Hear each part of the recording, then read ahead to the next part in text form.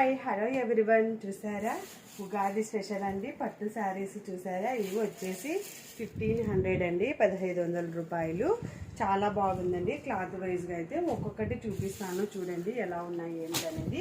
ఇది ఒకటి చూసారా లైట్ పింక్ కలర్ కాంబినేషన్ అండి, సూపర్గా అంటే సూపర్ ఉంది. బార్డర్ చూసారా హైలైట్ అండి, చాలా బాగుంది.